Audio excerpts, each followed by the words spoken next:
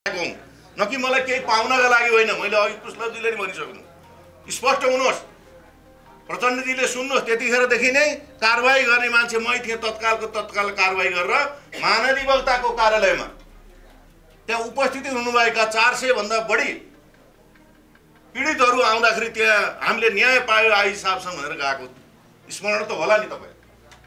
हुनुपर्ने उहाँ जस्तो मान्छे मन्त्री हुनुपर्ने। म आज यही उद्घोष गर्न चाहन्छु, यस्ता रीता भट्टराई जस्ता मान्छेलाई त्यो संसदमा लग्ने र त्यहाँ कार्यकारिणी अधिकार दिएर मन्त्री हो कि के बनाउनु पर्ने कुराको कमिटमेन्ट गर्न म आज उपस्थिति भएँ। तन्क्याइन्छ। मैसँग भएको 2 पटकको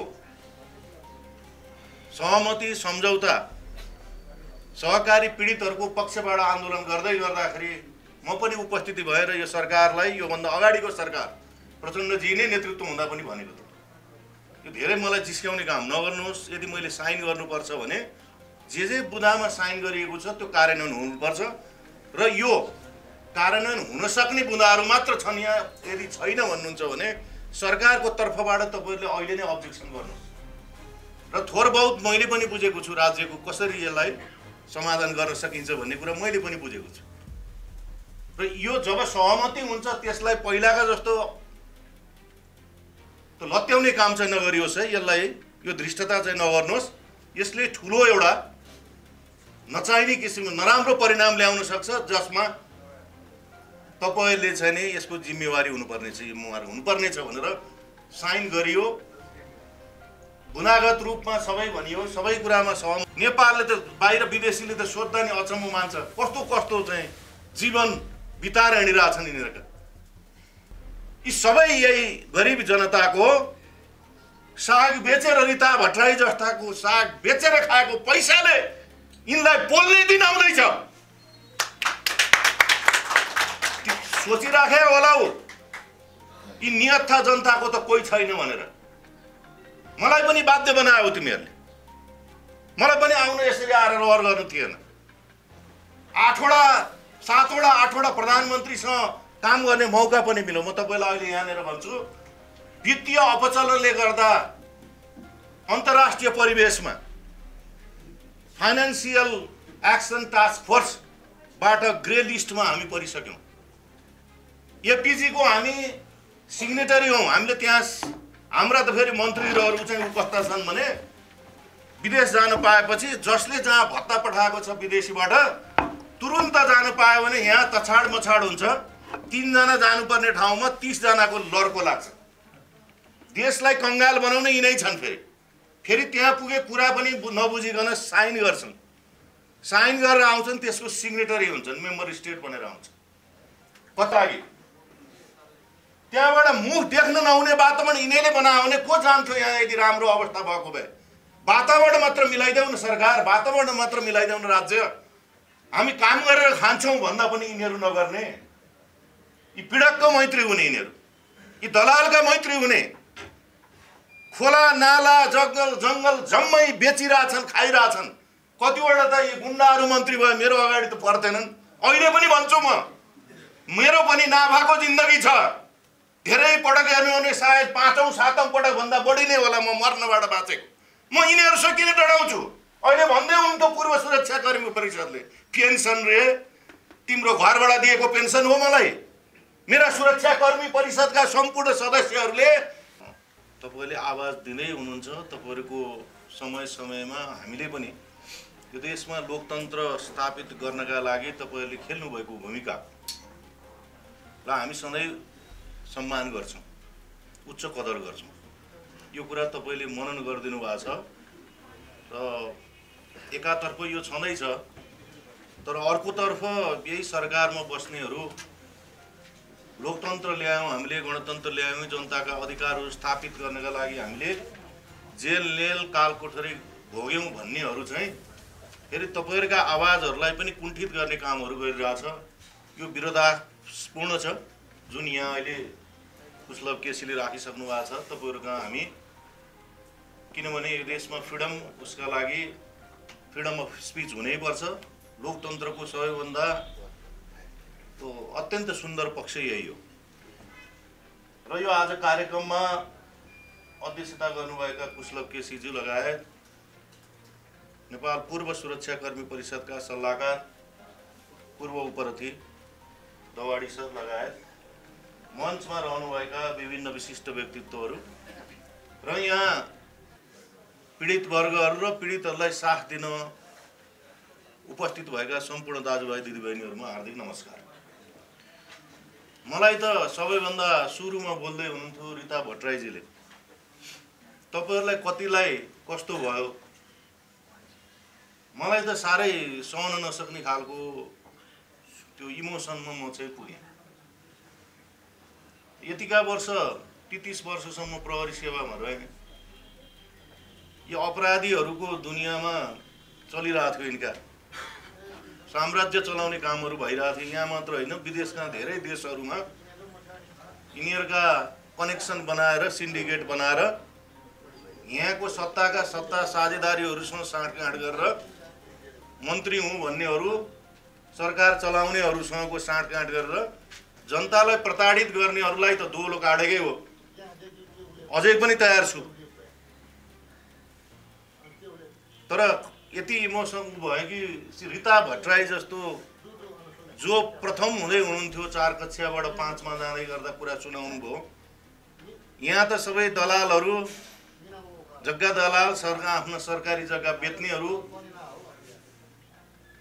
नेपाल राज्यलाई नै कलङ्कित गर्नेहरू चाहिँ करिब संसदमा पनि बहुमतको रूपमा पुग्दैछन्। तर रिता भट्टराईहरू जस्तो यहाँ चाहिँ सडकमा पीडित भएर औषधि खान नसक्ने अवस्था बनाइदियो। यो अवस्था बनाइदिया तपाईँ हामीले हो, यो त होइन। पुग्नुपर्ने उहाँ जस्तो मान्छे मन्त्री हुनुपर्ने। म आज यही उद्घोष गर्न चाहन्छु, यस्ता रिता भट्टराई जस्ता मान्छेलाई त्यो संसदमा लग्ने र त्यहाँ कार्यकारिणी अधिकार दिएर मन्त्री हो कि के बनाउनु पर्ने कुराको कमिटमेन्ट गर्न म आज उपस्थिति भएँ। मलाई उहाँहरू जस्तो मान्छे त्यहाँ लग्नु छ। तपाईले स्पष्ट यही उदाहरण हेर्नुस् त कस्ता पुगेका छन्। हो त्यहाँ केही राम्रा छन्, फेरि देशलाई गर्छु भन्ने पनि छन्, तर ओझेलमा छ। संसदका भनाइहरू सुनिन्छ, तर ती भनाइहरू कार्यान्वयन गर्ने पक्षमा जाँदैनन्। विभिन्न आयोगका प्रतिवेदनहरू त्यहाँ बुझाइन्छ, तर ती प्रतिवेदनहरू कार्यान्वयन गरिन्न, थन्क्याइन्छ। मैसँग भएको 2 पटकको सहमति सम्झौता सहकारी पीडितहरूको पक्षबाट आन्दोलन गर्दै गर्दाखेरि म पनि उपस्थिति भएर यो सरकारलाई, योभन्दा अगाडिको सरकार प्रचण्डजी नै नेतृत्व हुँदा पनि भनेको थिएँ, यो धेरै मलाई जिस्क्याउने काम नगर्नुहोस्। यदि मैले साइन गर्नुपर्छ भने जे बुँदामा साइन गरिएको छ त्यो कार्यान्वयन हुनुपर्छ र यो कार्यान्वयन हुन सक्ने बुँदाहरू मात्र छन्। यहाँ यदि छैन भन्नुहुन्छ भने सरकारको तर्फबाट तपाईहरुले अहिले नै अब्जेक्सन गर्नुहोस्। र थोर बहुत मैले पनि बुझेको छु राज्यको कसरी यसलाई समाधान गर्न सकिन्छ भन्ने कुरा मैले पनि बुझेको छु। र यो जब सहमति हुन्छ त्यसलाई पहिलाका जस्तो लत्याउने काम चाहिँ नगरियोस् है। यसलाई यो धृष्टता चाहिँ नगर्नुहोस्। यसले ठुलो एउटा नचाहिने किसिमको नराम्रो परिणाम ल्याउन सक्छ, जसमा तपाईले चाहिँ नि यसको जिम्मेवारी हुनुपर्ने छ भनेर साइन गरियो। बुनागत रूपमा सबै भनियो, सबै कुरामा सहमत भइयो, फेरि पनि झुलाउने काम हो। यसैमा म यहाँ गेवालीजी हुनुहुन्छ, लघुवित्त पीडितहरूको सन्दर्भमा लडिरहनु भएको छ। उहाँहरूलाई त्यस्तै बुनागत सहमति बनाइयो, उहाँहरूलाई पनि अलपत्र पारिएको छ। आश्वासन दिन्छ, अलपत्र पारिन्छ। यिनीहरू यस्तै हुन् किनभने यिनीहरूसँग केही पनि छैन। राज्य संयन्त्रले त सपोर्टै गर्दैन। यी त पीडित त हुन्, यिनका को छन् र? यिनलाई त दबाएर लान सकिन्छ भने यिनीहरूको मनस्थिति भएको हुनाले त्यो पनि लत्याइयो। म आफै उपस्थित हुँदा कहिले कहिले क्वेसन आउने गर्छन्। म आइजिपी हुँदै गर्दा प्रचण्डजीको सुन्नुहोस्, उहाँले राम्रैसँग तपाईँ कहाँ मिटिङ हुँदाखेरि सबैजनाले प्रस्तुत गर्नुभयो। उहाँ त हुनुहुन्छ त अहिले भाषण गर्दै कता कता जानुभएको छ। ककसका अधिकारका निम्ति हामी नै छौँ भन्दै पनि हुनुहुन्छ। म कोही पार्टीलाई नभनौँ त भन्दै थिएँ, तर यसो सुन्दै जान्छु, असह्य पनि हुन्छ। कसैले केही बोल्न सकेन र मैले अन्तिममा के भने म धेरै बोल्ने मान्छे त थिइनँ, तर मलाई बोल्न बाध्य बनाइएको छ अहिले। म कामको मान्छे हो खास, मैले नबोल्नु भन्दा हुँदैन, नबोली कहाँ काम गरिसक्नु पनि सक्दिनँ। तर अब उपाय के भयो मेरो यहाँ? त्यतिखेरै मैले यो मिटर ब्याज पीडितहरूले जसरी जनतालाई उनीहरूको जग्गाको त्यो उचाइ राखेर घर राखेर ऋण प्रवाह गरे त भने, तर त्यसको फेरि 10 टाइम्स 20 टाइम्स अझ बढी ऋण भार बनाएर घर जग्गा सबै विहीन बनाइदिएर मिल्यो मतमा फेरि त्यहीँका सांसदसँग मिलेछन्, त्यही मन्त्रीसँग मिल्छन्, भेट उनीहरूले पाउँछन्। तपाईँ हामी पीडितहरू गएर त्यहाँ यसो गरौँ त भन्यो भने यिनले सुन्दैनन्। 10औं पटक समय माग गर्दाखेरि पनि यिनका पिए यिनका उसले दिँदैनन्, यिनका फोन त उठ्दैनन्। किन उठाउँछन् र? यी त सभ्रान्त वर्गका भइगए। त्यो पीडित पक्ष को छ त्यहाँ पिए बनाउँदाहरू पनि सबै यस्तैको चाहिँ नि गलत आर्थिक आयोजन गरेर यी बनिरहेछन्। अब भोट खाइरहेछन् फेरि अनि पुगिरहेछन्, भेट यिनीहरूले पाउँछन्, यिनीहरूकै पक्षमा निर्णय हुन्छ। मैले यो देख्ने क्रममा धेरै जनताका पक्षमा लडेको कारणले गर्दा म तपाईहरुसँग यो यस्तो अभियान यस्ता आन्दोलनमा म सरिक हुन आएको हुँ, न कि मलाई केही पाउनका लागि होइन। मैले अघि पुष्पजीले नि भनिसक्नु, स्पष्ट हुनुहोस्, प्रचण्डजीले सुन्नुहोस्। त्यतिखेरदेखि नै कारबाही गर्ने मान्छे मै थिएँ। तत्कालको तत्काल कारबाही गरेर महाधिवक्ताको कार्यालयमा त्यहाँ उपस्थित हुनुभएका 400 भन्दा बढी पीडितहरू आउँदाखेरि त्यहाँ हामीले न्याय पायो आई हिसाबसँग भनेर गएको स्मरण त होला नि तपाईँ। तत्काल एक्सन लिन सक्ने कामहरू पनि तपाईहरु गर्नु। जबसम्म सरकारमा हुनुहुन्छ केही गर्नु न, अनि बाहिर आउनुहुन्छ भयंकर राष्ट्रवादी राष्ट्रभक्त देशभक्तको कुरा गर्नुहुन्छ, भ्रष्टाचार विरोधी अभियानहरू सञ्चालन गर्नुहुन्छ, लाज पनि नलाइकन जानुहुन्छ। म त छक्काउनै परिरहेको छु। अब यो आज सन्दर्भ आज जुन छ यो वित्तीय पीडितहरूको मात्र कुराले देशको इज्जत गइसकेको छ। यहाँका हाम्रा नानी बाबु भाइ बहिनीहरूलाई त यति पीडित गराए, मर्न समेत बाध्य तुल्याइसके। त मर्न बनाउने अहिले त दुरुसानमा पनि मुद्दा चल्छ नि त। आत्महत्या गर्यो भने आत्महत्या दुरुसानमा मुद्दा चल्छ। यिनीहरू त ज्यानमारामा समेत कोले हो दुरुसान गरेको अहिले मात्र सुनियो 1500 भन्दा बढी त लघु वित्तका चाहिँ त्यो पीडितहरूले आत्महत्या गरिसकेको अवस्था। यस्तो भयावह अवस्था। सहकारी पीडितको हेर्नुभयो भने बालबच्चा अहिले त्यो राई के देखाउनु भएको थियो, त्यो भाँडो विचार खाली छ। चामल माग्नु परेको छ, औषधि मागेर खानु परेको छ। आफ्नो पैसा राखेको मलाई फिर्ता देऊ, ब्याज देऊ पनि भनेको छैन। फिर्ता देऊ, मलाई औषधि खाने वातावरण देऊ, मेरो स्कुलको बच्चा मेरो बच्चालाई पढ्ने एउटा वातावरण देऊ, मेरो वृद्ध आमा बुवालाई उपचार गर्ने हस्पिटलसम्म लाने एउटा व्यवस्था मेरै पैसाले मेरै फिर्ता गरेर देऊ भन्दा पनि यी पीडकको पक्षमा पीडक मैत्री भएर राज्य लाग्नु कति दुर्भाग्यपूर्ण छ। यिनका पैसा एक सुगा खोजेको पनि छैन। हामीले समस्याको समाधान गर्ने बुदागत रूपमा हामीले समस्या पहिचान गरेर समस्या समाधान गर्ने आधारहरू समेत पनि बुझाइसकेका छौँ।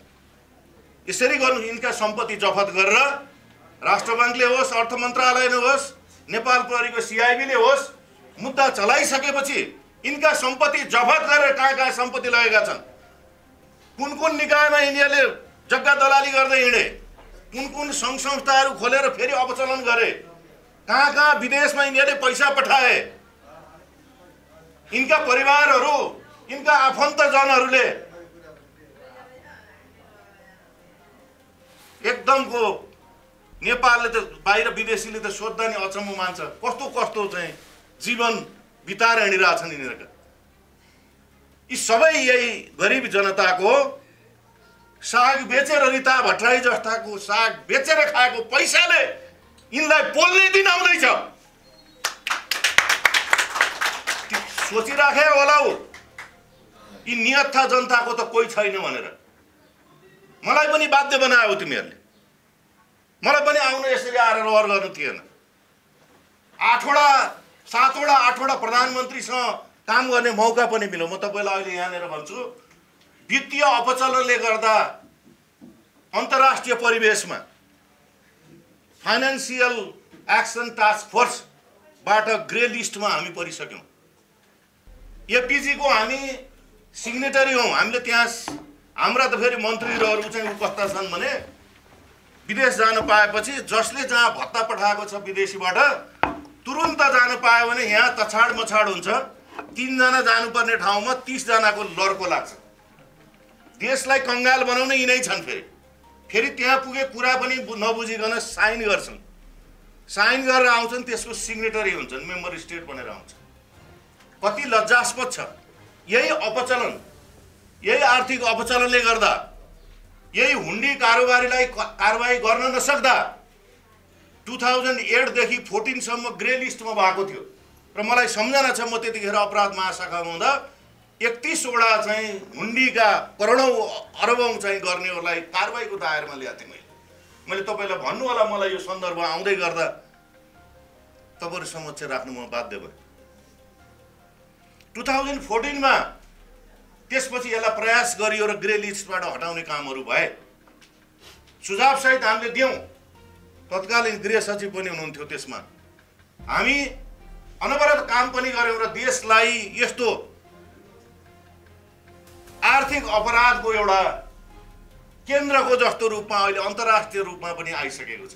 चाहे मानव बेचबिखनदेखि होस्, नक्कली के भुटानी बनाएर यिनले बेइज्जत गरिदिए हाम्रा, अपचलन गरेर फाइनान्सियल एक्सन टास्क फोर्सले यसलाई ग्रे लिस्टमा पार्यो। अब यहाँ इन्भेस्टमेन्ट हुन सक्ने वातावरण पनि छैन। हामी युएन को मेम्बर स्टेट हुँदाखेरि हामीसँग फन्ड माग्ने, हामीसँग आईएमएफले यहाँ इन्भेस्टमेन्ट गर्ने, वर्ल्ड बैंकले गर्ने, एसियन डेभलपमेन्ट बैंकले गर्ने आधारहरू, दुईटा आधारहरू मुख्य रूपमा लिन्छ। एउटा भ्रष्टाचार छैन त्यो देशमा भने र सुरक्षा छ भने चाहिँ दुईटा मूलभूत प्रिरिक्विजिट एलिमेन्ट हुन्छ।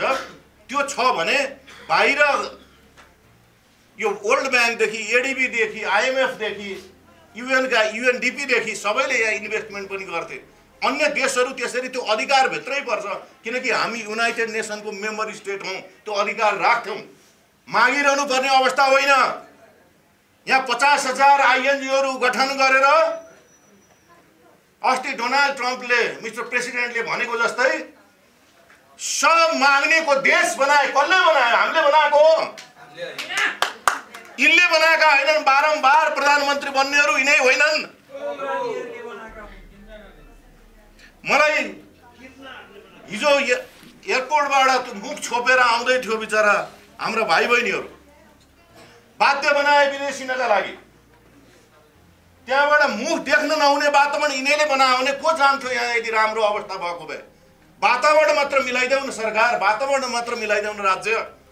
हामी काम गरेर खान्छौं भन्दा पनि यिनीहरू नगर्ने, यी पीडकको मैत्री हुने, यिनीहरू यी दलालका मैत्री हुने। खोला नाला जंगल जम्मै बेचिरहेछन्, खाइरहेछन्। कतिवटा त यी गुण्डाहरू मन्त्री भयो, मेरो अगाडि त पर्दैनन्। अहिले पनि भन्छु म, मेरो पनि नाभाको जिन्दगी छ। धेरै पटक हेर्नु भने सायद 5औं 7औं पटक भन्दा बढी नै होला म मर्नबाट बाँचेको। म यिनीहरूसँग किन डराउँछु? अहिले भन्दै हुनुहुन्थ्यो पूर्व सुरक्षा कर्मी परिषदले, पेन्सन रे तिम्रो घरबाट दिएको पेन्सन हो मलाई। मेरा सुरक्षा कर्मी परिषदका सम्पूर्ण सदस्यहरूले त्यतिखेर यो देश र यो राष्ट्र, यो जनतालाई पुर्याएको योगदानको कदर गरेको। हामीले यो देशमा यो देश बचाउनका लागि काम गरेर आएको कुरा हो। एउटा लेबरले पनि पैसा पाउँछ।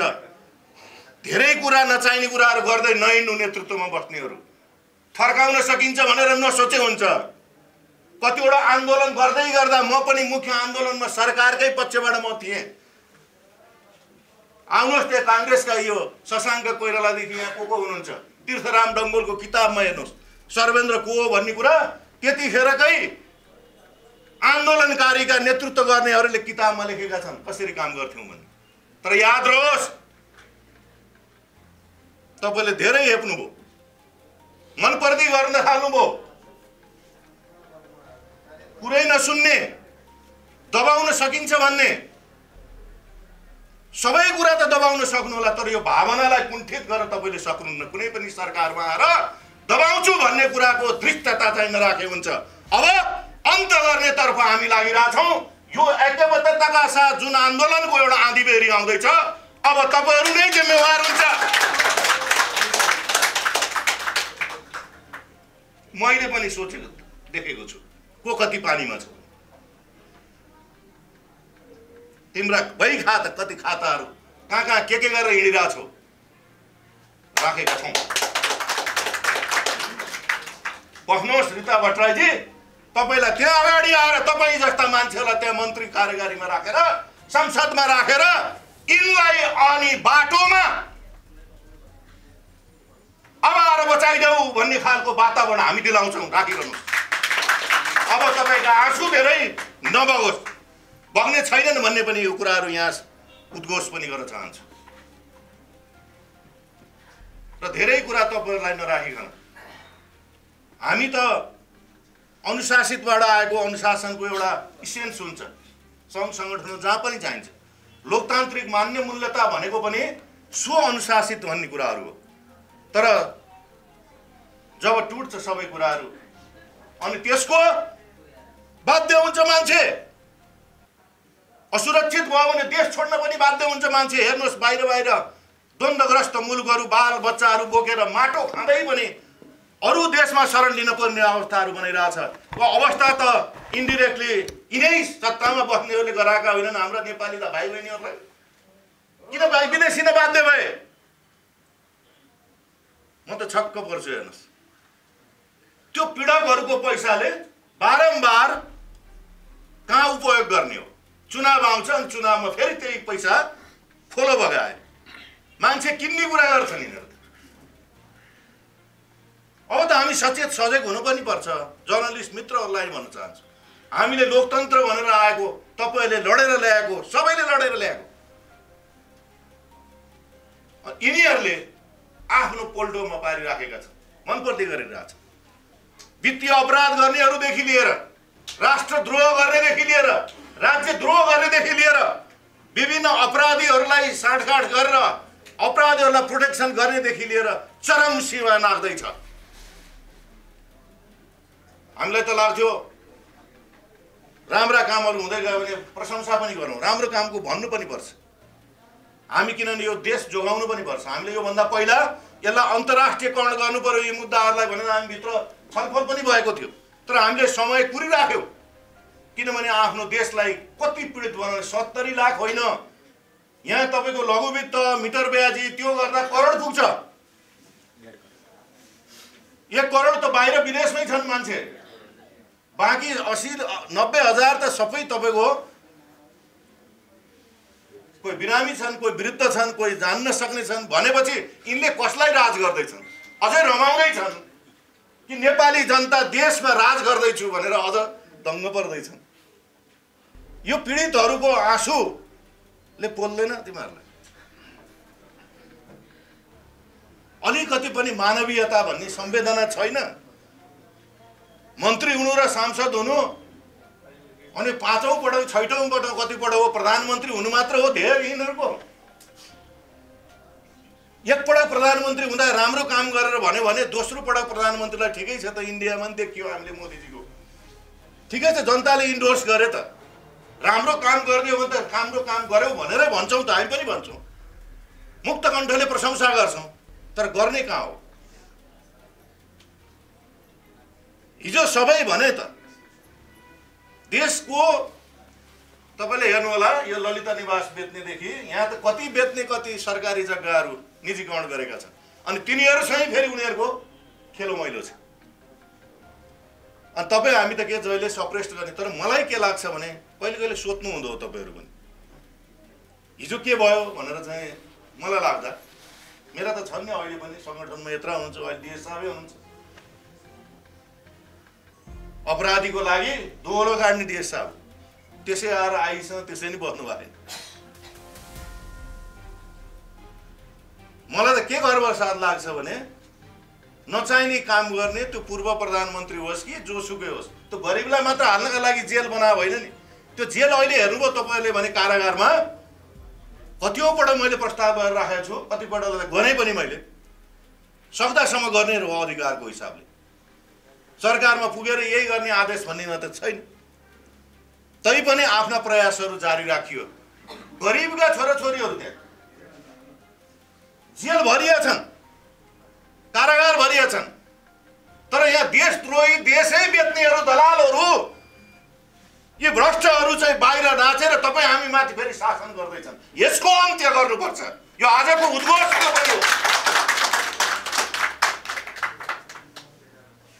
तिनलाई कसले हेर्दिने? एकै ठाउँमा राखिदिएका छन्। ती महिला, ती छोरीहरू ती बाहिर बसेर आउँछ, पढ्न पनि पाएन, बालबच्चालाई समेत लगेर राखेको छ। त्यसतर्फ यिनको ध्यान छ। त्यहाँभित्र स्क्रिनिङ गरिदिएर त्यहाँभित्र भएको अन्यायहरू भएर बेफाफा गरेर आएर पनि कति छन् त्यहाँ? कुन ठाउँमा, कुन सेक्टरमा हेर्ने हामीले? कहाँ चाहिँ सन्तुष्टको हामीहरू हेर्ने? फाइनेन्सियल एक्सन टास्क फोर्स देखिसक्नुभयो त, यहाँ आइसक्यो त्यत्रो। अर्को यहाँ म अस्ति मात्र गएर म अध्ययन गरेर भन्ने गर्छु, इभिडेन्सका आधारमा भन्ने गर्छु। समाज कल्याण परिषदमा गएर एकपल्ट हेरेँ, 50,000 भन्दा बढी आइएनजीहरू खडा गरेर भटाभट पैसा ल्याएर सबै नेपाली भिखमङ्गुवा हुन्। न पत्रकार न ऊ को न कोही, सबैलाई भिखमङ्गा बाहिर अन्तर्राष्ट्रिय रूपमा बनाइसके। उनीहरूको कुनै अडिट छैन। लाखौं लाख करोडौं करोड डलरहरू आएको तपाईँले देखिरहनु भएको छ बाहिरबाट।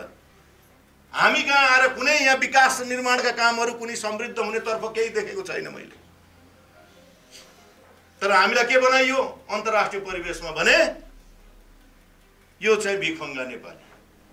पासपोर्ट बाहिर विदेशमा जाउँ न त केटाकेटीलाई भेट्न कहीँ जानु पर्यो, के गर्नु पर्यो भने 10 पटक सोध्ने आधारमा छ।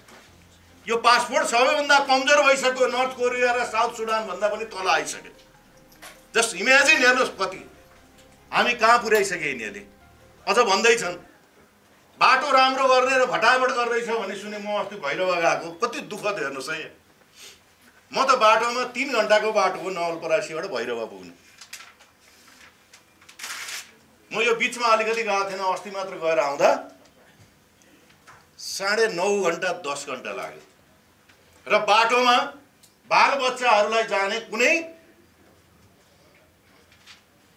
रेस्टरुमको त कुरै छोडिदिनुहोस्। रेस्टरुम भने त राम्रै बन्छ नि, बाहिर विदेशी शब्द पनि होला, त्यो पनि छैन। हामीलाई त बाध्य बनायो। धुलो आछ, बाहिर निस्किनु पर्ने, कहाँ निस्कने केही छैन। पानी पनि खान पाउने ठाउँहरू छैन।